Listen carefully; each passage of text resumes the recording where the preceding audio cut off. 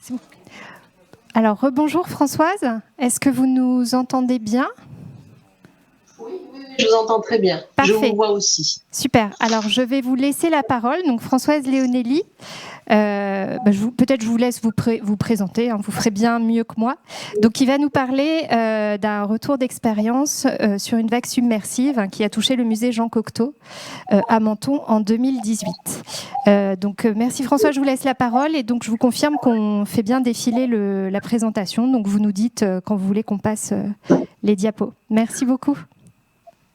Merci. Je crois que ce sera plus facile, étant donné les essais que nous avons faits ce matin. Oui, donc je suis la conservatrice du musée Jean Cocteau. J'étais en poste dans ce musée au moment où nous avons eu cette vague submersive. Et donc, nous avons eu malheureusement une expérience assez éprouvante et très importante.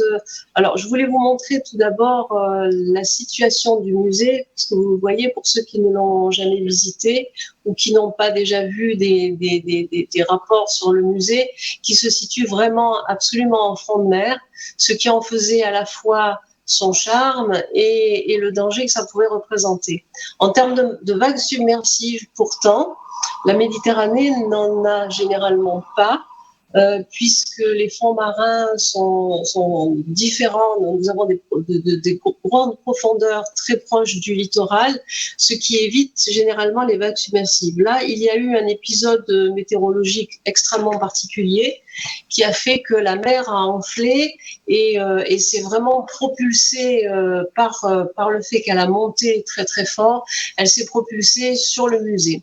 Ce musée, il a été ouvert à la fin 2011. L'architecte Rudy Ricciotti l'a voulu justement comme un musée vastement ouvert sur la Méditerranée pour vraiment intégrer la notion de l'œuvre de Cocteau au bord de la Méditerranée précisément, et même au-delà, puisque l'œuvre de Cocteau est largement empreinte de la culture antique et mythologique. Donc, on était dans une espèce de temple ouvert sur la Méditerranée qui permettait effectivement de très belles choses, de très belles expositions.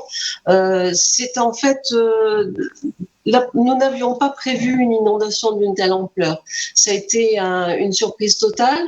En termes de préparation, nous étions peu préparés parce que c'était un musée qui était géré non pas en exposition permanente, mais en exposition temporaire dans tout l'établissement. Donc, il y avait des mouvements d'œuvre permanents qui rendaient la préparation de ce plan de sauvegarde un peu compliqué.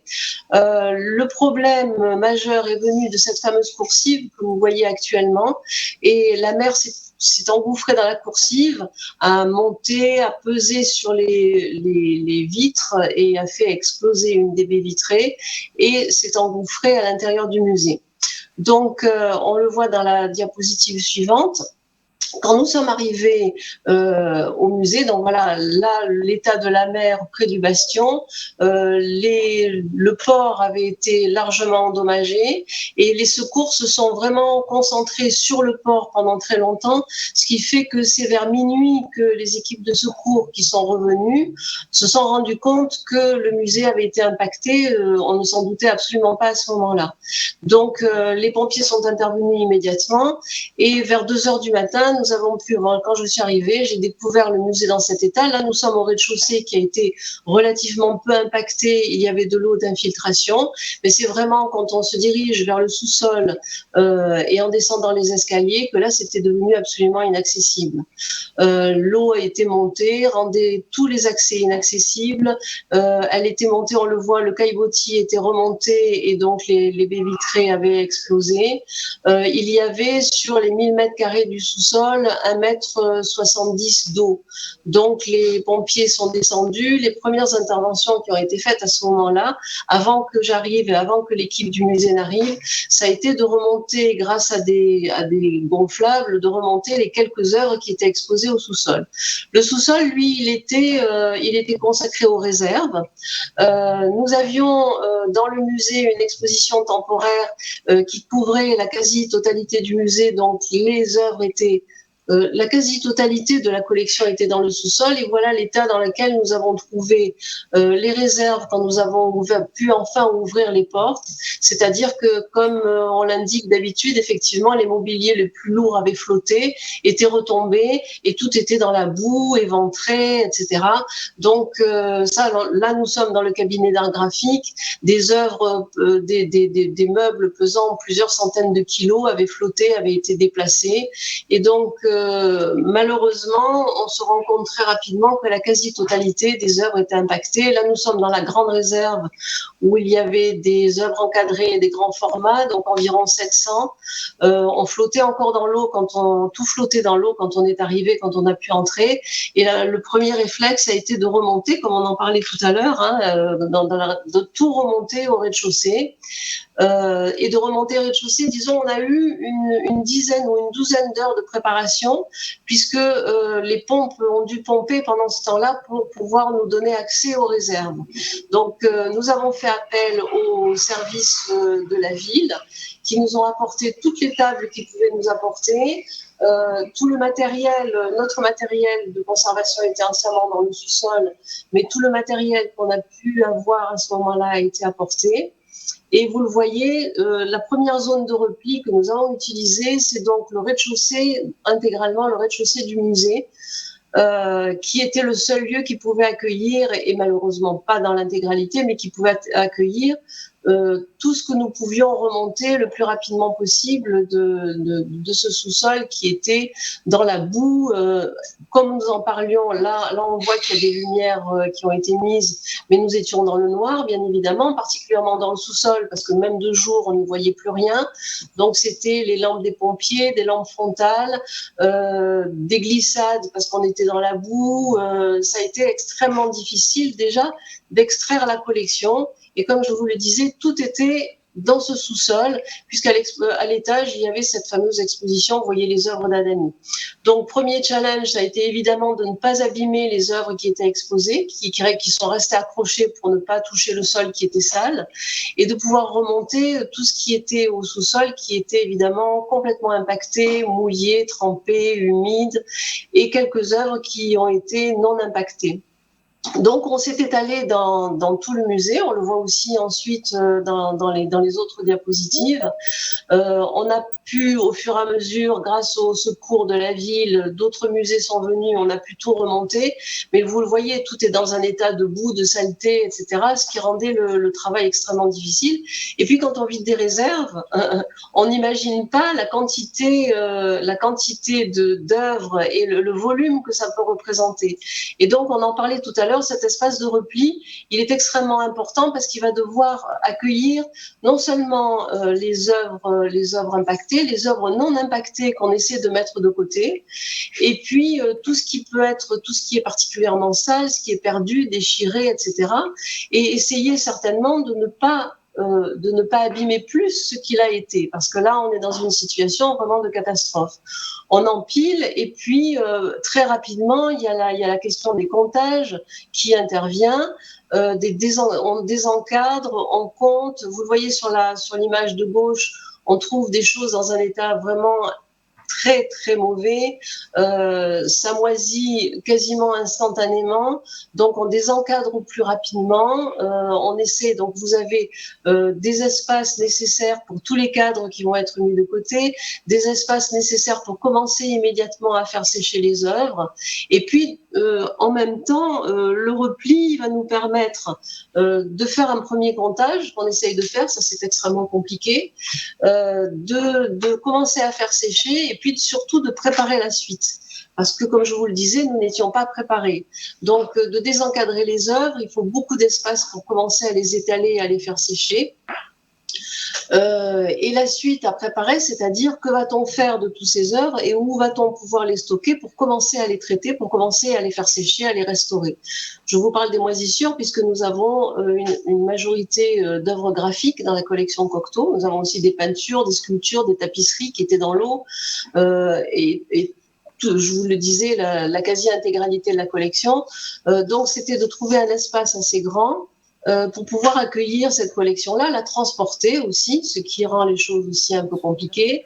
Et donc cet espace de repli, on peut le voir aussi dans la diapositive suivante, n'a pas toujours été organisé dans les meilleures conditions. Vous le voyez, là, tout est au sol, on essaye d'étaler, on essaye d'éviter d'empiler tout ce qui va se coller et qui va continuer à s'abîmer, mais c'est très compliqué, il nous manque des espaces. On continue par ailleurs à faire sortir du sous-sol des œuvres qui remontent en permanence. Pendant 24 heures, on a remonté des œuvres du sous-sol et on essaie de les sortir des pochettes de conservation, de faire des pointages. Ça, je ne cache pas que c'est un moment compliqué et ça n'est pas tout de suite qu'on va pouvoir savoir précisément ce que nous avons pu sortir et ce qui est resté malheureusement dans le musée, dans la boue, voire dans les égouts, qui est parti avec, évidemment, qui est parti avec le pompage. Ça, pendant 24 heures à peu près. Vous voyez, là, on commence déjà à trier. On a commencé à trier rapidement les cadres d'un côté, les œuvres impactées de l'autre, et on commence à déménager. Et nous avons eu, dans nos difficultés, nous avons eu la chance d'avoir un espace de la ville qui a pu nous être accordé, qui était l'espace que nous appelons le Palais de l'Europe, et qui est en fait un grand espace d'exposition, de congrès, etc. Et nous avons bénéficié de cet espace-là très rapidement. Donc le déménagement, on a commencé là à faire sécher. Les restaurateurs sont arrivés pour apporter les premiers secours et puis nous indiquer les premiers gestes à avoir sur toutes ces œuvres. Et ensuite, on déménage. Et là, on va arriver peu à peu. Ça, le déménagement, il est aussi pas forcément fait dans les normes précisément, puisque on est toujours dans l'urgence et on a hâte d'arriver dans un lieu où les œuvres vont pouvoir être stockées dans un lieu un peu sain, parce que là, on est en milieu extrêmement malsain. Les odeurs sont très fortes et très rapidement, je vous le disais, les moisissures, la pourriture arrivent. Donc, on est obligé de les faire sortir très vite. On nettoie au plus tôt les œuvres qui vont rester et puis on essaie de se sortir des grands formats. Vous le voyez, on portait des masques, ça c'était bien avant le Covid parce que l'odeur devient insupportable très vite. Donc on les transporte et on les apporte dans cette zone, seconde zone qu'on va pouvoir appeler espace de traitement. Là c'était la zone de repli. On est toujours dans la zone de repli ici puisqu'on est toujours à l'intérieur du musée. Et là, on arrive dans cet espace du Palais de l'Europe qui est généralement réservé aux associations, aux congrès, etc. Et on a pu heureusement bénéficier d'environ 1000 mètres carrés aussi et du centre technique qui nous apporte à ce moment-là des tables, du matériel. Entre-temps, on a commandé du matériel. Les musées voisins nous ont apporté du matériel de conservation, des buvards. On avait besoin de beaucoup de buvards et de beaucoup de pochettes, beaucoup de choses pour isoler les œuvres. Et là, on a effectivement rapidement, le C2RMF est arrivé pour nous conseiller là-dessus. Marie Courcelot était là.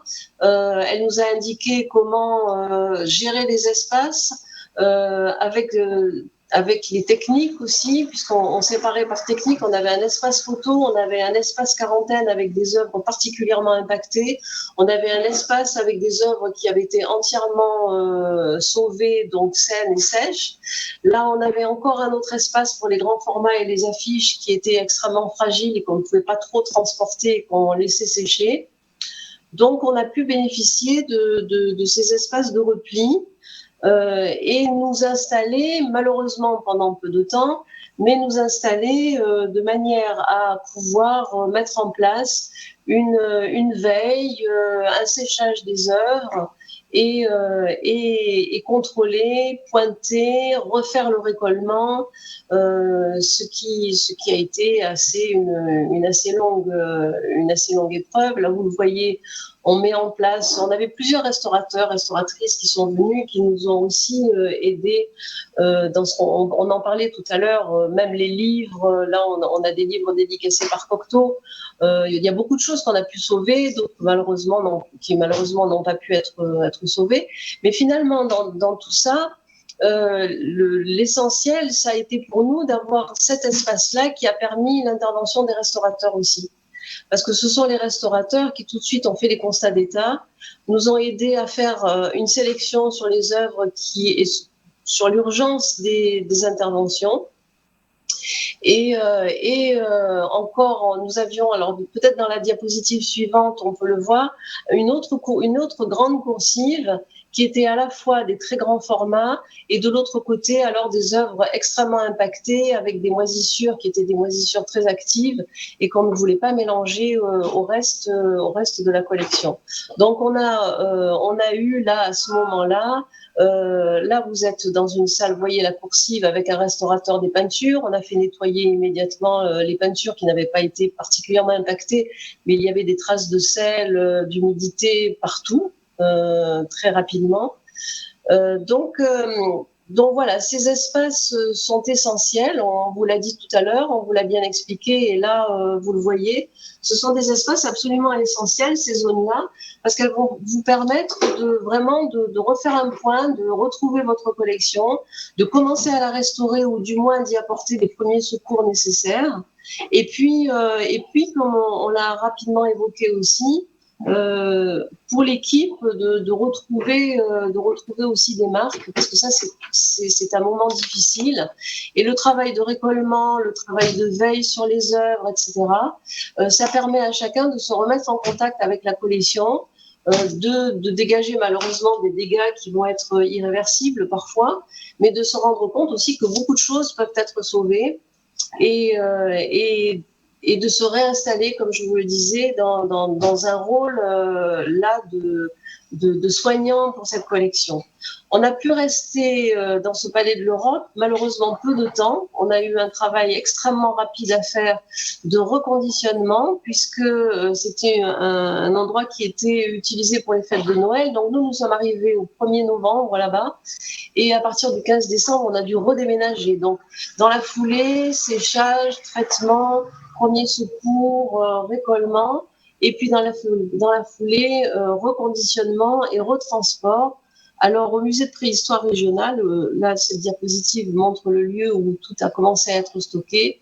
Nos collègues nous ont cédé un étage complet du musée, et nous y sommes toujours. Nous y sommes toujours parce que pour l'instant, la réserve n'a pas été réinstallée. On n'a pas retrouvé vraiment de réserve, c'est à l'étude. Et le musée est toujours fermé. Et nous avons recentré des expositions des œuvres restaurées, bien sûr, au musée historique de Cocteau, qui est le Bastion. Mais il est vrai que nous n'avons pas du tout retrouvé les conditions de conservation des œuvres. Cela dit, à peu près 90% à 95% de la collection a été sauvée. Grâce certainement aux différentes interventions de professionnels et puis à tous ces espaces-là qu'on a pu dégager assez rapidement, malgré le fait que nous n'étions, comme je vous le disais dès le début, pas préparés. Ce sont des choses qui sont venues assez vite et au fur et à mesure, un peu logiquement se mettre en place, et puis grâce aussi aux indications que nous a fourni le C2RMF et les restauratrices qui sont venues immédiatement. Voilà pour la présentation. Je termine sur une diapositive d'une œuvre qui vient d'être restaurée dernièrement. C'est une œuvre sur soie de Cocteau qu'on a été très content de pouvoir retrouver dans un si bel état. On n'imaginait pas qu'on allait pouvoir le faire, mais pour beaucoup d'entre elles, elles sont revenues nettoyées dans un état peut-être meilleur que celle d'avant, mais beaucoup ont été perdus aussi, malheureusement, beaucoup de choses ont été perdues.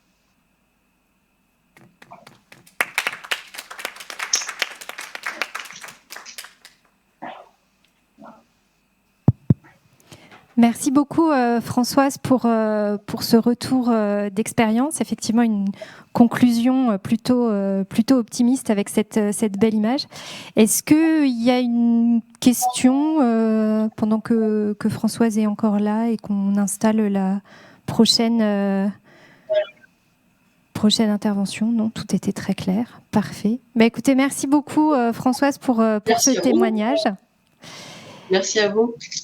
Et donc, nous allons poursuivre avec un autre retour d'expérience. Alors, on change un peu de coin géographique. Cette fois, on va partir plutôt dans le sud-ouest avec un retour d'expérience sur Bayonne, donc avec nos deux collègues Claire Giry et Pauline Etchard.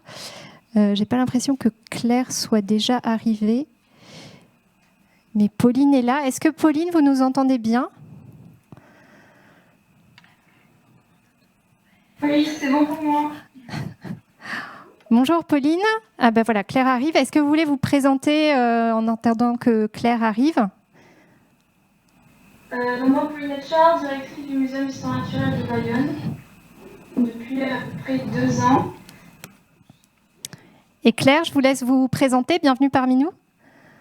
Bonjour, donc Claire Giry, je suis actuellement régisseur au musée de Flandre et à l'époque du sinistre, j'étais technicienne des collections au Muséum de Bordeaux. Très bien, merci beaucoup. On vous laisse la parole pour votre présentation. Bonjour à tous. Donc avec Claire Giry, donc on va revenir un petit peu sur comment on a géré la question du lieu de repli et de traitement lors de l'importante inondation qu'a connue le Muséum d'histoire naturelle de Bayonne en décembre 2021. Donc vous allez vite comprendre que c'est un sinistre qui a été très global, un peu à l'image justement du cas de Menton. Mais on va essayer de rester sur la question du plus possible lieu de repli.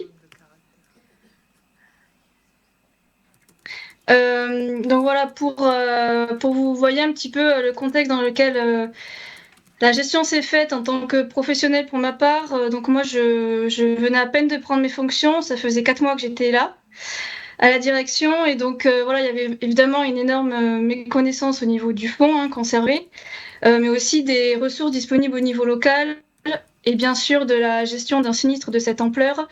Parce qu'on n'est jamais vraiment préparé à ça, et puis même quand on l'est, on ne sait jamais vraiment comment ça va se passer, en fait. Toujours beaucoup d'imprévus. Donc pour situer un petit peu, faire un petit peu de contexte et situer un petit peu le Muséum de Bayonne. Donc depuis 2010, il est situé à la plaine d'Anceau, un espace naturel protégé, une zone humide en bord de Nive. Donc c'est la zone qui est entourée sur la carte. Appelé BART par chez nous, le rôle de cette zone humide, c'est d'accueillir l'excédent d'eau en cas de crue de la Nive pour protéger le centre-ville en aval. Donc le muséum occupe divers bâtiments, 6 au total, dispersés en cœur de site sur cet espace naturel. Il cohabite avec un service municipal, service espace naturel Plaine d'Anceau, qui assure la gestion du site. Donc vous voyez, les accès sont quand même un petit peu éloignés. Donc le risque inondation en fait est omniprésent et des agents surveillent quotidiennement, je dis bien quotidiennement, le risque. Donc avec parce que le niveau de la Nive est soumis à l'influence des marées, vu qu'on est très près de l'océan Atlantique, on est à environ 10 km. Donc donc il faut vraiment veiller quotidiennement. Donc on utilise notamment des outils comme Marée Info, Vigicru. Il y a une station vraiment positionnée au pied de l'espace naturel. Et donc du coup il y a un plan de prévention en fait qui existe. Parce que dès qu'on sait qu'on va atteindre un certain niveau d'eau, évidemment, on doit faire en sorte de limiter l'impact sur le matériel, mais aussi surtout, on doit veiller à la sécurité des visiteurs et du personnel.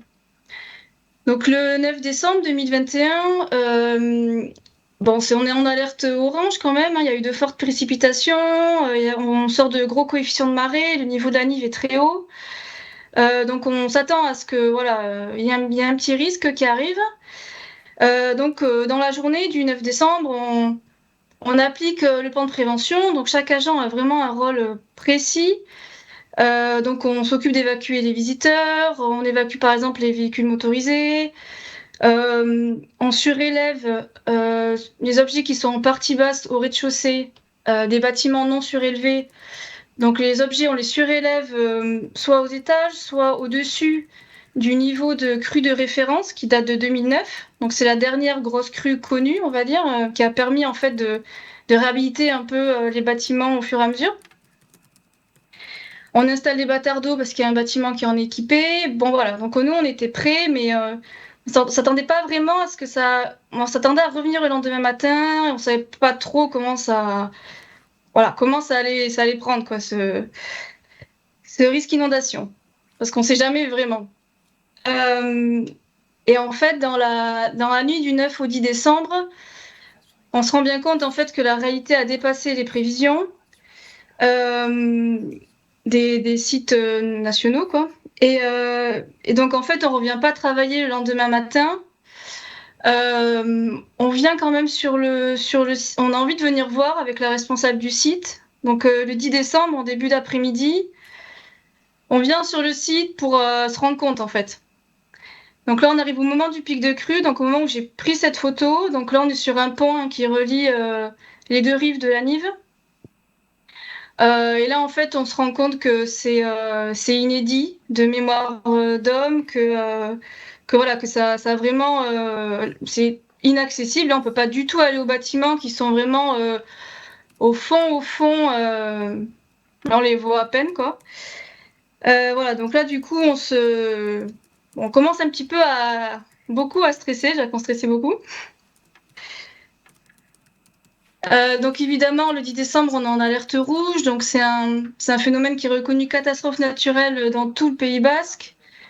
Il y a énormément de localités touchées, donc on n'est pas du tout les seuls. Hein. Donc le niveau de la Nive a atteint 6,26 m. Les niveaux restent très élevés tout le week-end. Donc le site est inaccessible tout le week-end.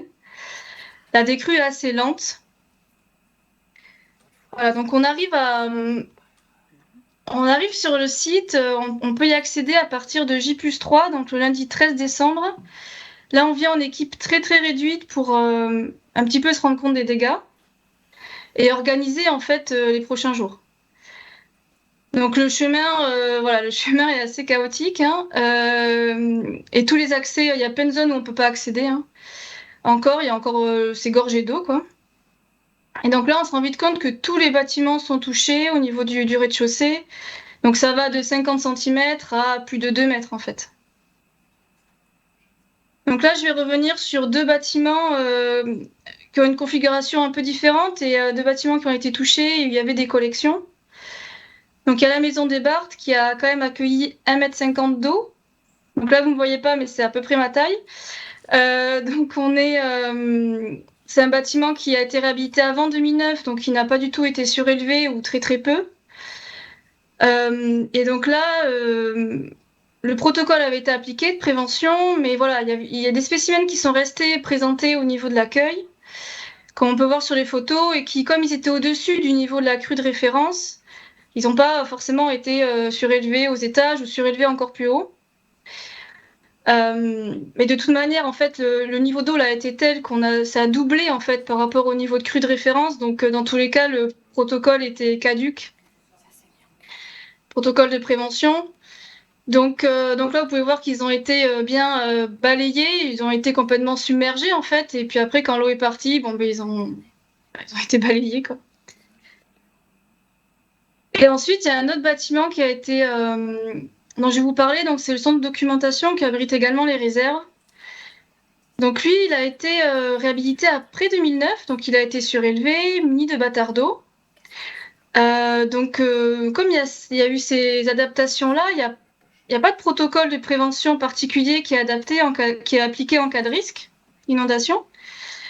Sauf que là, le problème, c'est que le niveau d'eau a été tel que c'est passé au-dessus des bâtards d'eau. Et que du coup, à partir de ce moment-là, l'eau après, elle stagne et elle a beaucoup de mal à s'écouler en fait. Donc du coup, et là, évidemment, outre les livres, ouvrages patrimoniaux, archives historiques qui étaient stockés en partie basse, il y avait également beaucoup de collections en transit ou des gros spécimens qui étaient au sol ou en partie basse. Donc évidemment, ils ont été touchés. Voilà un petit peu pour vous montrer un petit peu l'ambiance de ce bâtiment. Donc là, sur la photo de gauche, on voit bien les bâtards d'eau. Et on voit bien aussi la trace du niveau d'eau sur le mur. Donc voilà, clairement, l'eau est passée au-dessus. Donc c'est un petit peu le point faible des bâtards d'eau, c'est que c'est bien, mais voilà, ça dépend le niveau d'eau qu'on a. Donc il y avait un petit climat tropical comme ça, hein. Donc tout type de collections ont été touchés. Donc on a des spécimens naturalisés, de l'ostéologie, géologie, de l'archéologie, des herbiers, des fluides, évidemment beaucoup d'ouvrages et d'archives, de documents graphiques divers. Donc à J+4, on attaque vraiment la gestion du sinistre avec toute l'équipe. Et donc la question de trouver un local sain s'impose très rapidement en fait parce qu'il y a beaucoup de collections naturalisées touchées. Il y a environ 300 spécimens qui ont été mouillés, enfin qui sont humides ou mouillés. Il y en a qui sont restés immergés pendant des jours en fait vu que l'eau a stagné. Donc il y avait un niveau d'eau dans le bâtiment pendant 3 jours. Donc voilà, donc en fait on a à la fois évacué les collections sèches dans des bureaux aux étages, donc on les a isolés. Et en parallèle, il fallait bien mettre quelque part tous les autres spécimens touchés et surtout désencombrer le bâtiment pour aussi le nettoyer, l'assécher, pour pouvoir aussi y revenir parce qu'on a des locaux très exigus. Donc voilà.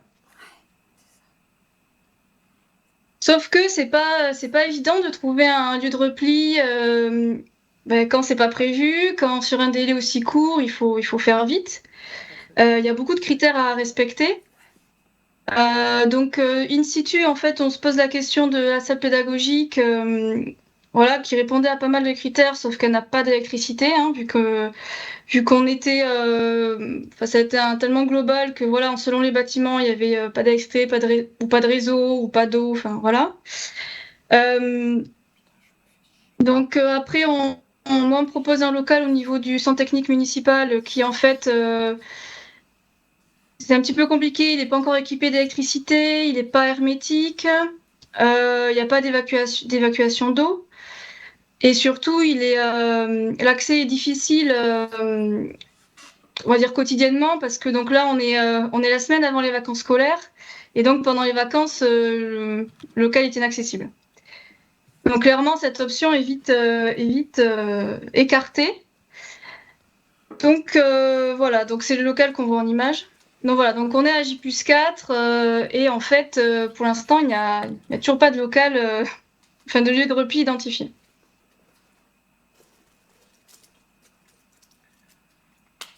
Alors, pendant ce temps, donc à Bordeaux, nous, on est en liaison régulière avec Pauline, donc à la fois Nathalie Mémoire, la directrice du Muséum de Bordeaux, mais aussi moi. Alors, on s'inquiète de la situation pour plusieurs raisons. Il y a déjà la proximité géographique avec Bayonne. Nous, on sait qu'on n'est pas touché et qu'on ne sera pas touché, mais c'est un musée avec lequel le Muséum de Bordeaux travaille depuis plusieurs années. C'est les mêmes typologies de collections.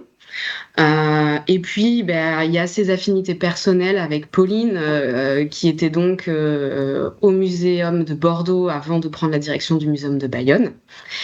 Et enfin, en tête, on a quand même encore notre souvenir, le souvenir de notre dégât des eaux que le Muséum de Bordeaux a vécu en mai 2018 lors d'une tempête. Donc on voit que le Muséum de Bayonne est en train de subir une grave inondation, on s'en rend bien compte aussi, hein. Donc on propose spontanément notre aide à Pauline et au Muséum de Bayonne. Donc au départ, dès le vendredi 10 décembre, c'est par le biais de conversations téléphoniques, donc que ce soit moi ou Nathalie Mémoire, où on essaye de conseiller Pauline de notre mieux. Et puis, moi, je me souviens, ce week-end-là, je commence à compiler de la documentation sur les différentes collections sinistrées et comment agir au mieux pour essayer de décharger un peu Pauline qui va avoir beaucoup de choses à gérer. Donc, il y a un premier envoi de doc. Ensuite, ce fameux J+4, le mardi 14 décembre, Nathalie Mémoire, la directrice, convoque donc toute l'équipe conservation du muséum dès le matin, pour voir qu'est-ce qu'on peut faire de plus pour aider Pauline et aider le muséum de Bayonne, parce qu'on voit bien que la crue a vraiment dépassé tout ce qui était prévu, et puis que tous les bâtiments sont touchés, toutes les collections sont touchées. Tout type de collection, pardon, sont touchés. Donc on a plusieurs pistes. D'abord, aller sur place, apporter des renforts humains et un soutien moral, parce que l'équipe à Bayonne est relativement réduite. Et puis voilà, on sent bien qu'il y a besoin d'aide. On voit bien que ce qu'on peut faire à distance, on a à peu près fait le tour, parce que voilà, on lui a envoyé toute la documentation possible. On a essayé d'écrire des protocoles simplifiés de gestion de livres mouillés, etc. Donc on se dit le pas supplémentaire, c'est d'y aller. Pourquoi pas apporter du matériel, parce que c'est vrai que Pauline, tout ce qu'elle a est inondé, donc beaucoup de choses sont inutilisables. Également, comme le Muséum de Bordeaux dispose d'une chambre froide industrielle de 27 mètres cubes, on se pose la question de la mettre à disposition pour congeler les archives et les livres du centre de documentation de Bayonne. Et puis enfin, la question vient à notre esprit de est-ce qu'on n'évacuerait pas des collections du Muséum de Bayonne au Muséum de Bordeaux, puisque à Bayonne, donc tous les bâtiments sont touchés, il faut tout nettoyer. Il y a un climat ambiant d'humidité, voilà. À l'extérieur, ça reste très très humide, donc assécher des bâtiments quand on est dans un climat extrêmement humide, c'est compliqué. Donc on discute longuement de tout ça. On en discute aussi avec Pauline directement, en fonction de ses besoins, de l'aide qu'elle reçoit déjà sur place, parce qu'il ne s'agit pas de non plus faire doublon ou d'apporter une aide qui ne serait pas nécessaire. Donc on décide dès le lendemain, avec l'autorisation et le soutien de la direction des affaires culturelles de Bordeaux, de faire une mission sur place, de partir à Bayonne. On fait nos ordres de mission en urgence. On apporte également du matériel, essentiellement des bacs plastiques, pour pouvoir conditionner et transférer les collections. Concernant la chambre froide, on décide de ne pas la mettre à disposition, parce que nous, c'est un équipement qu'on utilise vraiment beaucoup, de manière hebdomadaire. Le problème, c'est qu'il y a une très grande quantité de livres et qu'on ne sait pas combien de temps ils vont rester là. Et on ne peut pas se permettre, dans notre gestion, de se passer de notre chambre froide. Donc on décide de ne pas la mettre à disposition. Et puis la question de l'évacuation des collections vers Bordeaux, elle reste en suspens. Le mardi soir, on décide de rien. Donc à J+5, le mercredi, on part très tôt le matin à 3 personnes, la directrice du Muséum de Bordeaux, le chargé de collection et puis moi-même. On part dans notre jumper, parce qu'on se dit que si jamais il faut évacuer des collections, on aura de la place. Et on part avec du matériel, donc essentiellement des bacs plastiques. Quand on arrive sur place, donc Pauline nous emmène directement dans cet espace de réserve, centre de documentation. Aucune évacuation de collection n'a encore eu lieu. Et les équipes de Bayonne sont à pied d'œuvre pour évacuer déjà la boue. Parce que, comme vous le voyez sur les photos, on patauge dans la boue, à l'intérieur, à l'extérieur. Donc c'est vrai que déjà pour travailler un petit peu en sécurité, évacuer le gros de la boue. Et puis également, vous le voyez sur la photo de droite, il y a des personnes qui commencent à s'occuper des livres, à essayer d'éponger les livres, de mettre du buvard et de trier les livres. Donc à J+5, en début d'après-midi, on n'a toujours pas vraiment de lieu de repli, ou quoi faire de tous ces animaux. Donc il y a un choix qui est fait avec l'autre responsable du site. Choix pas évident, donc on décide d'utiliser la cantine, qui est aussi une salle de repos, le bâtiment que vous voyez en photo, qui a été désencombré et nettoyé la veille, idéalement pour le confort des agents, parce que c'est un bâtiment qui est encore fonctionnel. Et puis on est quand même dans de sacrées conditions de travail et en hiver, donc voilà. Et c'est idéalement situé à côté des réserves. Donc en fait, on décide, voilà, à J+5, parce que les collègues sont là, il y a aussi de Bordeaux, il y a aussi des collègues du musée basque. Et bon, il faut quand même les évacuer, en fait, ces spécimens naturalisés. Donc on prend la décision assez dure, hein, humainement, mais de banaliser ce bâtiment pour en faire le lieu de repli, hein, qui sera aussi lieu de traitement a posteriori, pour tous les spécimens naturalisés. Donc évidemment, il y a la majorité des critères qui sont présents, hein, ce qui vraiment a aussi conforté le choix. Il n'y a que l'instabilité climatique, parce que évidemment, comme tous les autres bâtiments, il a été inondé. Comme on peut voir les traces d'humidité sur les murs. Donc bien que voilà, il était nettoyé et que l'eau s'était écoulée naturellement, bon voilà, c'est quand même bien présent, et surtout il y a même l'environnement ambiant et humide, quoi. Donc à ce niveau-là, on n'est pas très serein sur l'évolution voilà, climatique, sur ce que ça va donner, mais en fait, finalement, on n'a pas d'autre solution, quoi. Donc ça y est, l'après-midi, enfin un lieu de repli. Donc effectivement, là, il y a de la main-d'œuvre. Qui plus est, qui est pas très loin. Donc on commence à conditionner les spécimens. Donc vous voyez à gauche une des premières caisses qui est faite. Donc en fait, on essaye de travailler avec ce qui n'était pas forcément inondé. Et puis, au début, les premiers réflexes, ça a été de conditionner comme des spécimens sains. Sauf que ça marche pas du tout, parce qu'on est sur des spécimens qui sont gorgés d'eau, qui sont du coup beaucoup plus lourds. Et puis, du fait qu'ils sont mouillés, les conditionnements que vous pouvez voir collent. Colle aux plumes, colle aux poils. Donc après à déconditionner, c'est beaucoup plus long. Donc ça, c'est les premières caisses qu'on fait. Et les caisses suivantes, en fait, on met nettement moins de calage parce qu'on se rend compte que ça sert pas à grand chose. On fait quelques dizaines de mètres et que au contraire, ça nuit plus que ça n'apporte davantage. Donc ensuite, on fait le fameux transfert. Donc là, on vous a mis une photo de ce transfert parce que ça nous semblait important que vous puissiez prendre conscience de l'environnement dans lequel on évolue. Donc effectivement, on est en hiver, mais tout est recouvert de boue. Donc c'est même dangereux, on a tendance à glisser, il faut faire attention à comment on marche. Il y a des endroits, il y a des petites buttes, il y a des escaliers, et donc on est dans la boue. Dans la boue en permanence. Donc ça complique vraiment l'opération. Et donc arrivé dans la cantine, voilà, vous avez des photos de cette cantine qui a été la veille nettoyée. Donc au début il y a rien, et heureusement Pauline se souvient que quelque part dans ses réserves elle a des étagères non montées. Donc on récupère ces étagères et puis on avait fait des petits groupes avec les personnes présentes et il y a une équipe qui monte les étagères. Donc on a monté toutes les étagères qu'on avait.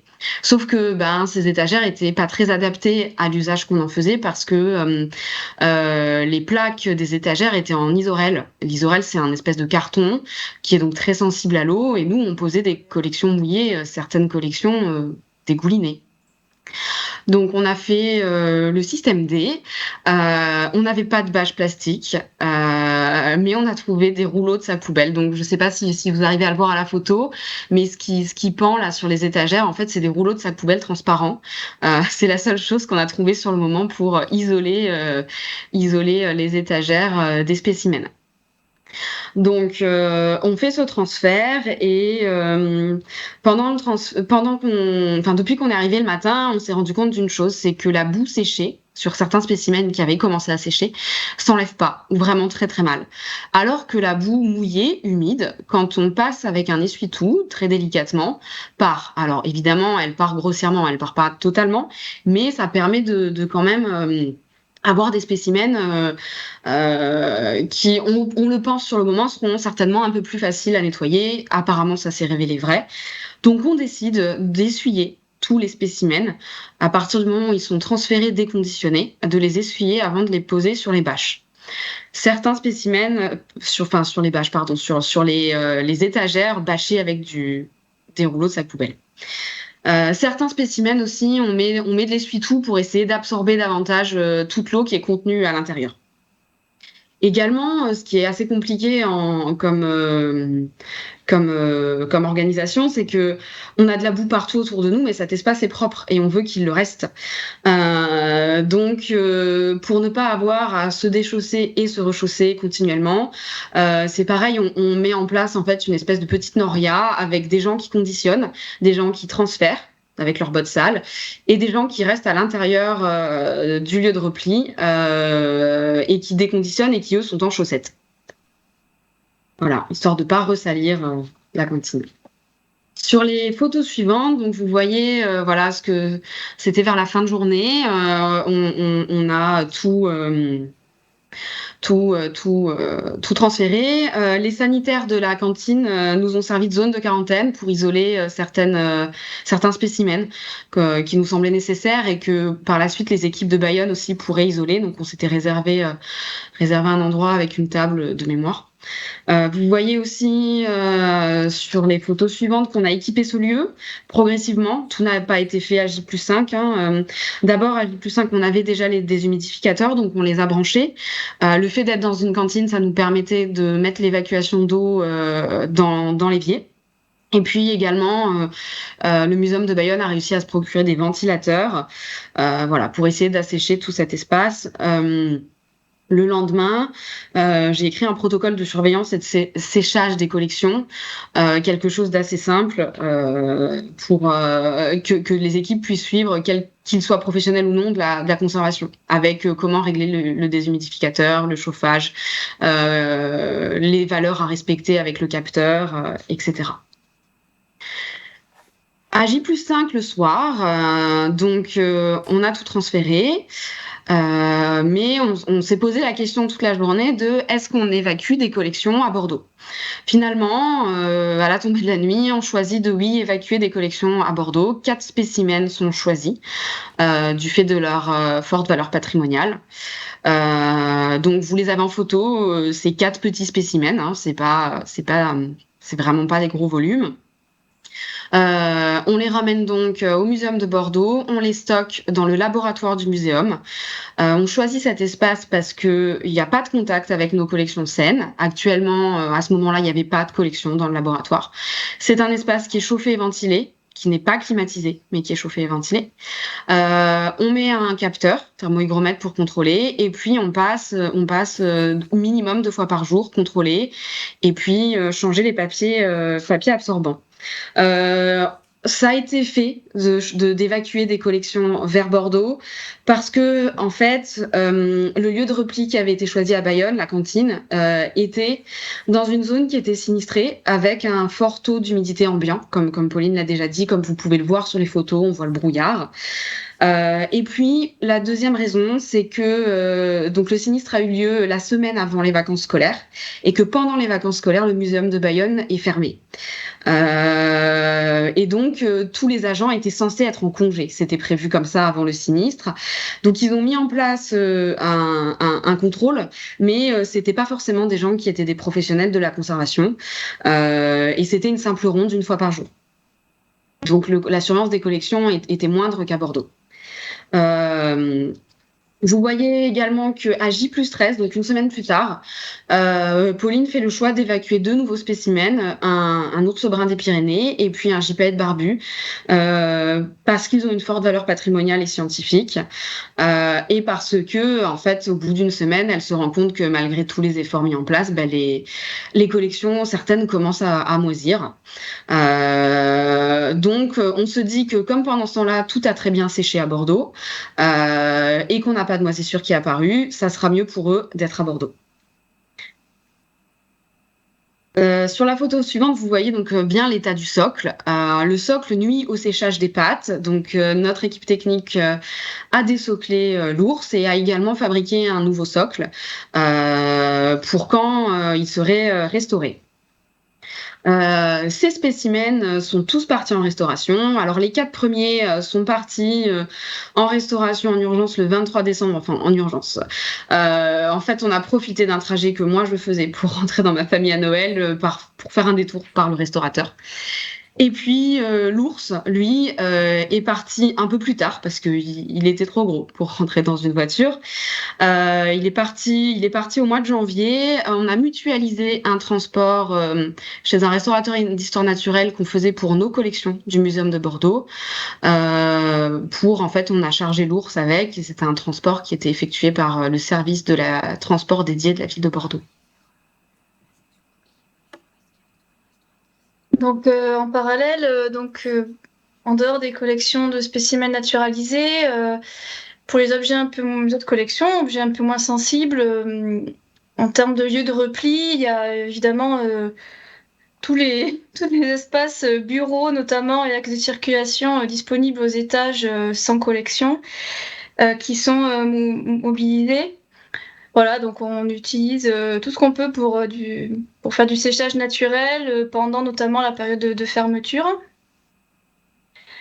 Voilà, donc tout type d'objet sur tout type de surface, on va dire, tout ce qu'on a pu utiliser. Il y a par exemple notamment la collection préhistoire donc, qui a été complètement immergée, donc elle était à la base en caisse, quand même emballée dans des petits sachets, mais l'eau est quand même rentrée, qui a été touchée. Donc là, l'idée, ça a été de complètement l'étaler sur des tables pour la faire sécher, tout en essayant quand même de garder les ensembles et éviter le maximum de perte d'informations. Mais bon, malheureusement, ça a quand même été des fois inévitable, ça s'est effacé ou ça s'est déchiré, etc., les infos. Et en fait, donc cette mezzanine qui a servi pendant des mois en fait de lieu d'entreposage a également servi après coup. Donc on a fait un chantier de collection en 2022 pour ce fonds. A également servi en fait de lieu de traitement parce que c'est directement là, voilà que l'inventaire, le reconditionnement et le nettoyage en fait s'est fait. Pour évidemment limiter les manipulations. Et donc, une autre forme de lieu de repli, bien sûr. Donc là, c'était là, durant les jours suivant le sinistre. Donc à J+6 et J+7, donc on était déjà bien tard pour gérer les documents graphiques. Donc évidemment, à défaut de locaux, hein, bien sûr, de moyens techniques et humains pour du séchage naturel, les ouvrages patrimoniaux et certains herbiers, mais aussi les archives historiques. Donc on est sur plus de 400 ouvrages, on est sur des centaines de feuillets d'archives historiques, ont été congelés en fait pour voilà, limiter les dégradations et se donner un petit peu de temps voilà, pour le traitement et le tri surtout. Donc ça a été possible évidemment grâce à la mise à disposition de la chambre froide du Musée basque et de l'histoire de Bayonne, qui a été remise en fonctionnement exprès pour nous. Donc ça a été un petit peu le crash test de la semaine où ils l'ont lancé pour nous en espérant que ça marche, et ça a marché. Donc ça a été très confortable pour nous. Voilà, donc ça a été aussi une grande chance en fait dans ce sinistre d'avoir certains moyens comme ça. Voilà, un peu pas au hasard, mais voilà, pas forcément que j'avais pas imaginé les premiers jours en fait.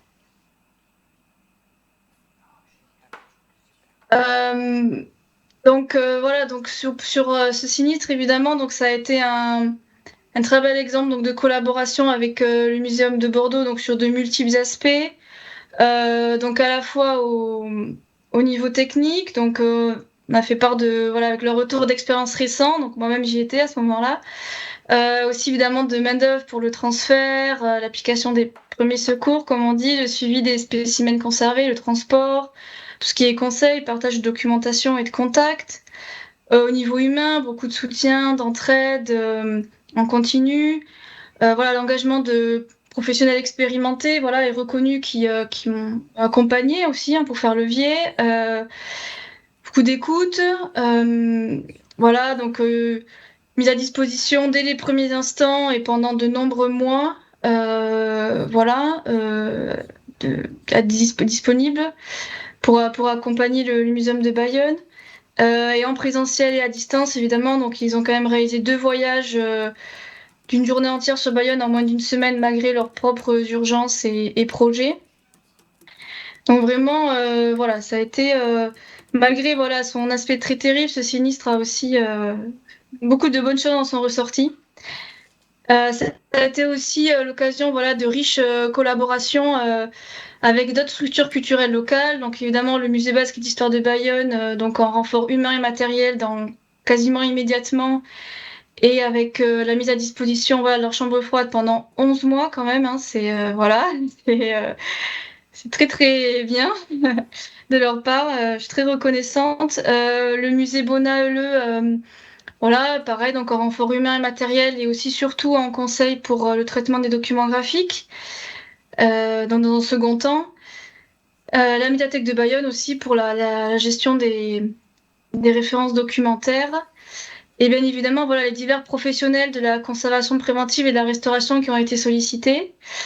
Je profite un petit peu là de voir donc ces petits oiseaux là dans la cantine pour voilà, pour vous dire quand même ces collections, elles y sont restées dans cette cantine pendant 3 mois. Elles ont été traitées, on va dire nettoyées, traitement curatif dans la cantine. Donc ça a aussi été un lieu de traitement, complètement même. Et voilà, en attendant qu'on libère un local dans les bâtiments principaux, rien que pour eux, parce qu'il n'était pas du tout question de les mettre dans les réserves principales avec les objets saints. Donc voilà.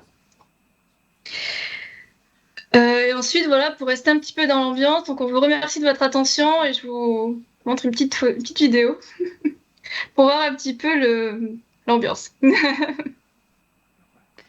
En tout cas, merci pour votre attention. Merci.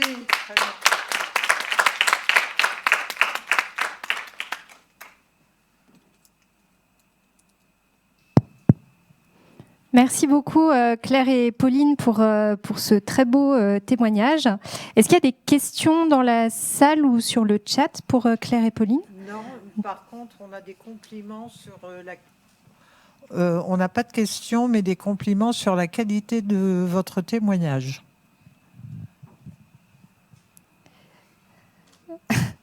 Merci beaucoup. Oui, effectivement. Alors bon, je connaissais le cas de Menton et là, je découvrais votre témoignage. Effectivement, c'est très, très édifiant à beaucoup de points de vue. Et peut-être s'il y a un des aspects sur lesquels on peut rebondir très rapidement, mais on aura encore l'occasion d'en reparler lors de séances prochaines, c'est que en fait, ce qu'il faut que vous reteniez, on l'a vu dans le témoignage de Françoise Leonelli et on l'a vu encore beaucoup plus en détail dans le vôtre, c'est que vous n'êtes pas seul. Et ça, c'est très, très important de cultiver votre réseau, vos collègues, vos amitiés, les musées qui sont sur place ou un petit peu en dehors, qui viennent très vite vous aider. Et donc ça, c'était vraiment particulièrement intéressant dans ce que vous avez présenté. Merci beaucoup. Beaucoup de remerciements. Bon, voilà, vous avez eu beaucoup de succès sur le chat. Merci beaucoup pour ce témoignage. Et je passe la parole à Martina pour la foire aux questions. Alors, on va passer à la foire aux questions.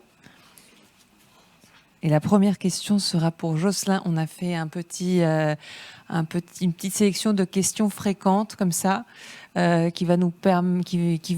questions vont nous permettre de revenir sur ce qu'on a pu dire et préciser certaines choses. Alors, on avait parlé de terminologie. On avait vu qu'il y avait des terminologies différentes entre, par exemple, le bouclier bleu et les plans de sauvegarde. Et donc, un peu dans cette rubrique, est-ce que les notions de réserve d'approche aux zones d'évacuation sont équivalentes à celles d'espace de repli ? Oui, du coup, effectivement, parmi les questions fréquentes, on a eu souvent effectivement celle-ci qui revenait régulièrement.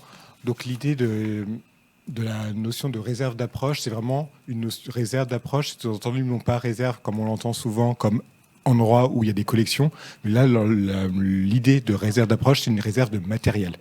Donc en fait, quand on parlera de réserve d'approche, ce n'est pas du tout l'espace de repli, donc c'est deux choses distinctes. Par contre, c'est une notion qui est connexe, puisqu'en fait, la réserve d'approche, ce sera l'espace où on va stocker le matériel de première nécessité, de première urgence.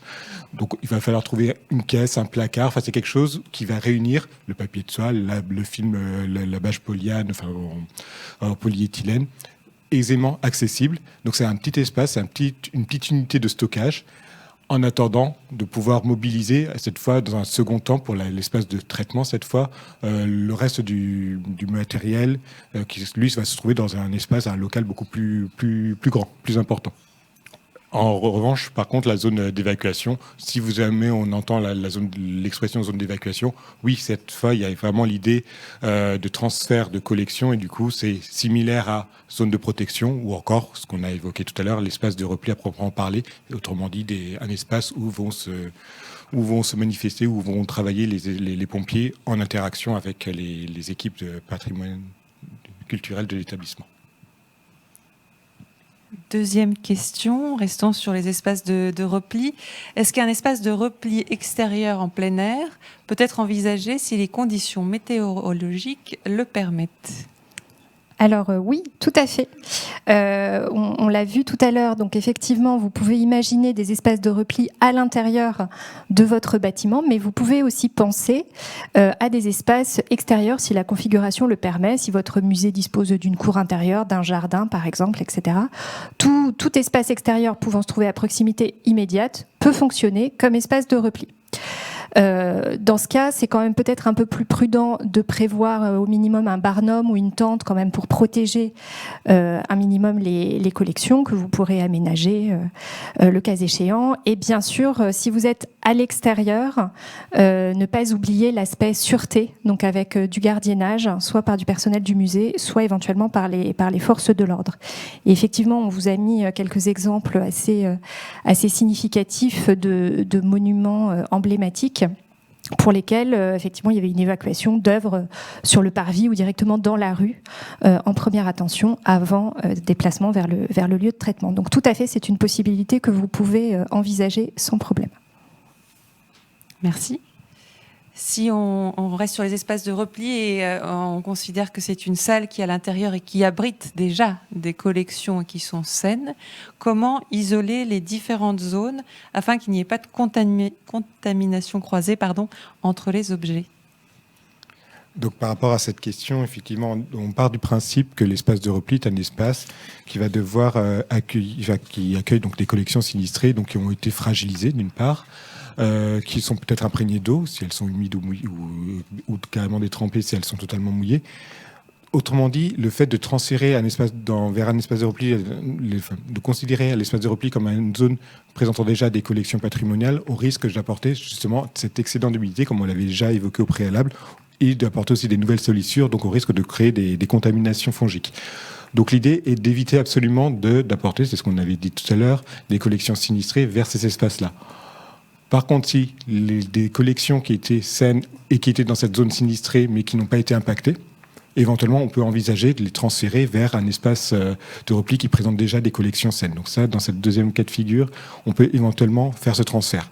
Si, malgré tout, le seul espace de repli est un espace présentant déjà des collections saines et qu'il va falloir y acheminer des collections sinistrées mouillées ou humides, à ce moment-là, il va falloir, comme on l'avait dit tout à l'heure, déposer, isoler, et pour le cas, à ce moment-là, utiliser, pourquoi pas, toujours des bâches de type plastique, type polyéthylène, type polyane, avec du scotch de peintre, pourquoi pas, afin de faire une sorte de tente dans la salle de l'espace de repli pour toujours isoler la zone avec les œuvres saines de l'espace avec des zones qui ont été donc sinistrées et donc évacuées.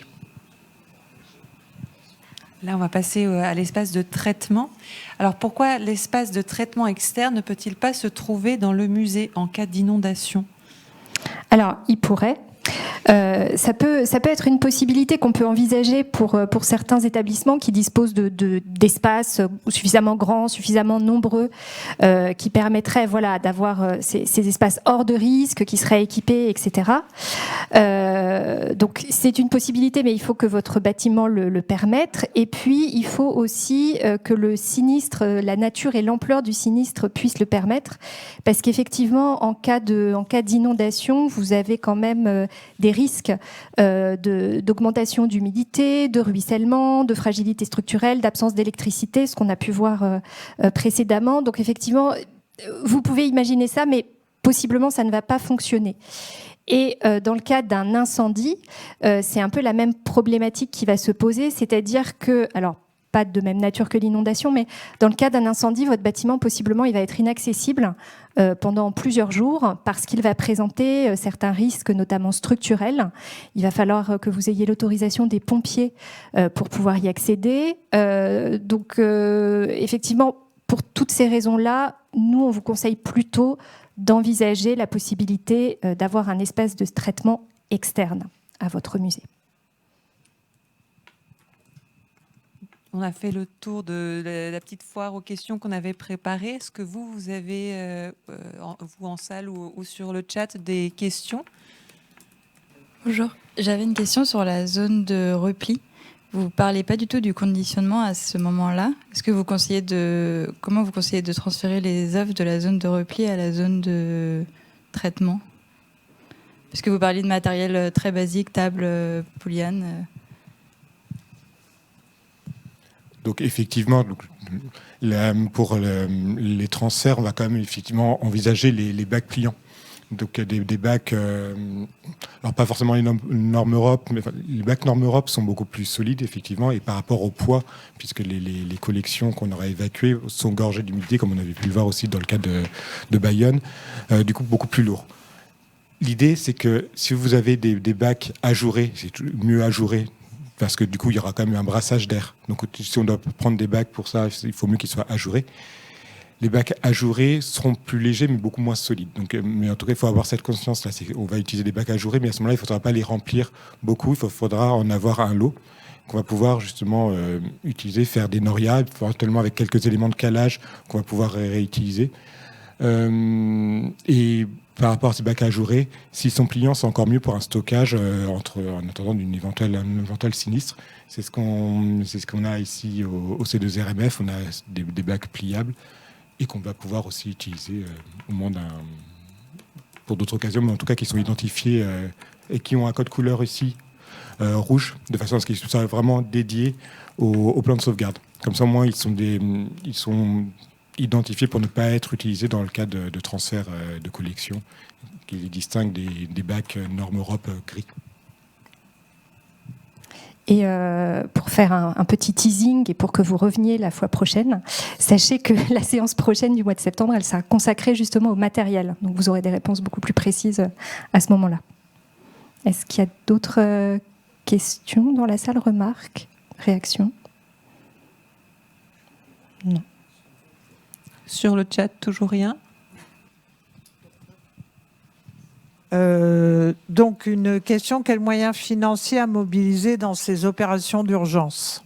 Alors la réponse est un peu complexe en réalité, puisque il y aura votre collectivité, les assurances, ensuite de probables subventions de la DRAC pour la restauration, éventuellement pour une assistance à maîtrise d'ouvrage. Mais en fait, ce sera l'objet de discussions et un peu d'aller, taper dans le porte-monnaie des uns et des autres. Voilà. Et relisez bien vos contrats d'assurance qui sont souvent négociés par la mairie pour différentes structures de la ville. Soit le bâtiment est assuré, mais pas les collections, soit que les collections, pas de bâtiment, soit les deux. L'assurance peut vous aider à subventionner ou vous dédommager pour des frais de restauration. Il peut y avoir, c'est arrivé dans un musée, des discussions sur le coût de la restauration par rapport à la valeur de l'œuvre. Donc, ce sont des discussions à avoir. L'assurance peut par exemple proposer du personnel de manutention, elle peut proposer des transports, mais des restaurateurs, ouais. Donc, mais avec des finesses à négocier sur donc le coût de restauration, valeur de l'œuvre. Qu'est-ce qu'on a eu comme cas ? Financement d'un espace de repli. Selon le contrat, c'est envisageable, d'autres fois non. Donc, c'est vraiment une question de connaître son contrat. Le mieux, évidemment, ce serait d'avoir une copie du contrat et de bien comprendre ce qui vous concerne avant que le sinistre n'arrive, parce que se débattre des questions d'assurance quand on a les pieds dans la boue, que l'assureur arrive rapidement sur les lieux. Donc, il va vous poser beaucoup de questions. et vous n'aurez pas forcément les réponses. Et évidemment, votre souci, ce sera les caisses, le matériel, le personnel, ça sera la gestion de vos collections, et vous serez plongé dans des questions d'assurance très rapidement.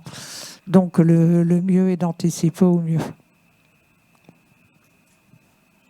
Juste pour compléter ce que disait Pascal, effectivement, on reviendra sur ces aspects peut-être plus en détail la fois prochaine. Pour ce qui est matériel, donc bon, il y a un petit minimum vital, on va dire, qu'il est indispensable d'avoir, mais après vous pouvez dimensionner, bien sûr, en fonction de vos collections, de leur ampleur, de leur nature, etc. Et puis vous pouvez aussi fonctionner en mutualisant avec des structures de la même collectivité, par exemple, où là on a vu dans les témoignages aussi peut y avoir des prêts d'autres structures. Donc voilà, il y a tout un réseau qui peut s'organiser. Et effectivement, alors s'il y a des conseillers musées qui nous écoutent, j'espère qu'ils ne vont pas me conspuer, mais l'acquisition de matériel peut être en partie subventionnée par la DRAC, effectivement. Est-ce que vous avez d'autres questions? Rien n'est apparu de plus? Alors, on va passer aux devoirs. Comme à la fin de chaque session, on vous propose d'avancer dans votre réflexion et dans la rédaction. Donc, on va bien sûr vous demander d'identifier ou de commencer à identifier les différents espaces de repli interne possibles en fonction des critères d'usage et d'accessibilité. Les indiquer sur le plan général et puis identifier les différents espaces de repli externes et zones de traitement externes, pareil, en fonction des divers critères d'usage et d'accessibilité.